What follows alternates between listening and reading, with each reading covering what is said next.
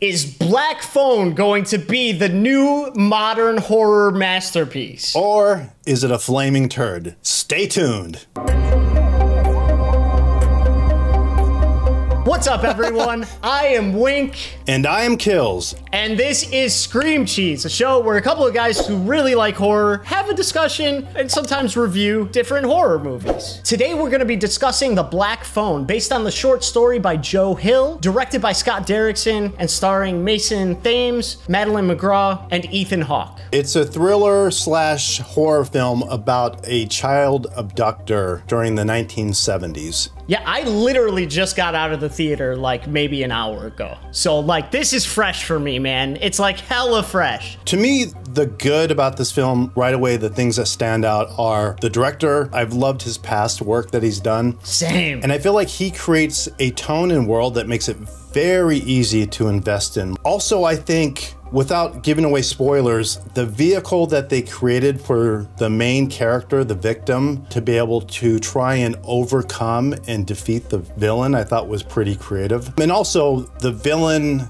himself, played by Ethan Hawke. Ethan Hawke was excellent as always. I was definitely nervous and fearful of him throughout the film, and it's kind of interesting because I know Ethan Hawke, I've seen him in a million things, and sometimes it can be hard for an actor that you're so familiar with to play a part like this and for you to actually be nervous and afraid of him, but he pulled it off. So in a nutshell, those are my positives. I just looked up real quick Scott Derrickson's work, and I didn't realize, dude, he directed my favorite sleeper sequel to Hellraiser Inferno, which like it's one of my favorite ones. Like everyone says all the Hellraiser sequels all suck. Not that one. I think that might be like the third best one. It's awesome. That's cool. I haven't seen it, but I love Sinister, so. Yeah, and Sinister was great. I would say for me, same thing, dude. The tone of this movie was super cool. I loved all of the acting. I think the kids were like kind of brilliant. I loved particularly their father, how his arc was that he seemed like he was going to be a very stereotypical character. I like that they didn't harp too much into it. They didn't make him like one particular thing. I like that the characters had some nuance. And similarly, dude,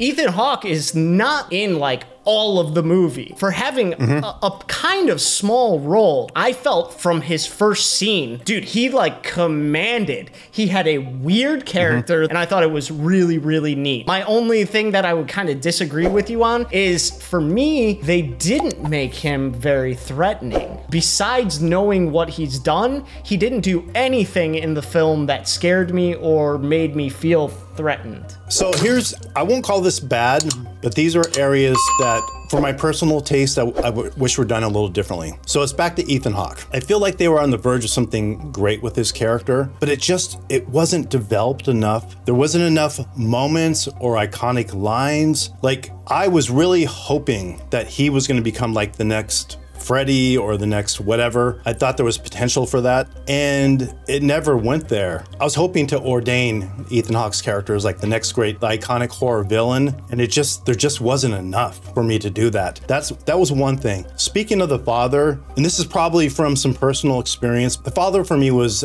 irredeemable. I don't want to give away spoilers, but there's a scene where he's very abusive to the daughter in the kitchen. I know things were different in the 70s, I get all that, but it's just very hard for me to watch a scene like that and to care about him at all anymore. Like, just, I don't care about you at all. You're a piece of crap to me now. The other part that was tough about it wasn't like the daughter was this insecure, fragile little girl. She was a very strong character. I don't know, there's something about the father and her that just didn't completely click for me. But yeah, those were my only real negatives. Like, I really loved the film. There was the father aspect, but mainly I really wanted more from Ethan Hawke's character in this, because the potential was there for some amazing stuff, and I feel like they kind of missed the mark on that. Yeah, I disagree with you about the father. I don't disagree that some people might find him irredeemable. I agree with you, like, it almost felt very 1978. I feel like there wasn't like a stigma there to like not hit your kids and stuff. But I do feel like there are abusive people in this world who also at the same time, you know, are loving to a degree. So it felt real. And I would say even in that particular scene you bring up, I felt like her performance was so good there. I felt like it wasn't acting, which is great. My qualms with the movie are very similar to yours, where I told you I didn't feel like there was a whole lot of danger. My biggest qualm is I wanted to know more about Ethan Hawke's character and why he is the way he is and why everything's happening, and I didn't feel like I got enough of those answers. And I would say ultimately the biggest thing and the biggest ding down for this is I feel like this story was very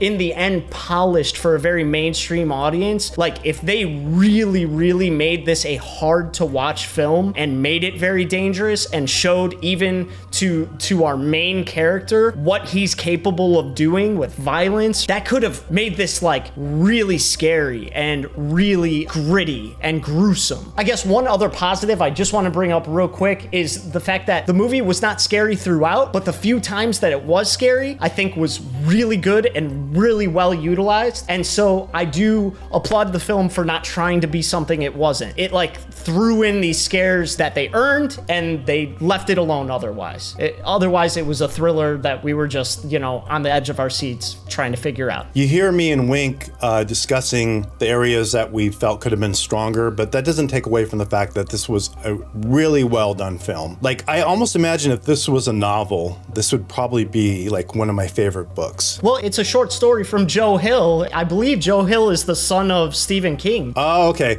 So if I would have read that book, it probably would have been a 10 out of 10 for me because it's just a really good story. I really enjoyed it. I may watch this again. I would absolutely recommend this to somebody. And I love how he captured that era in time because I grew up during that time and there was real fear when kids would go missing, when there was a serial killer. It's a little bit different now with the internet and phones and everything, but back then that stuff was really frightening. And I feel like they captured that. I liked it enough that I will give it a 7.5. I will give the film an 8.5, and I'd have given it an 8.7 to an 8.9 had it been more like gruesome and scary. And I would watch it again for sure. In fact, I probably will. I think this actually will go down as being kind of a classic horror thriller. I bet people will talk about this one for a while. Yeah, you know what, dude? I probably will watch it again. Probably more than anything is for the performances, which I really appreciated. Yeah. It was a great film for me. I loved it.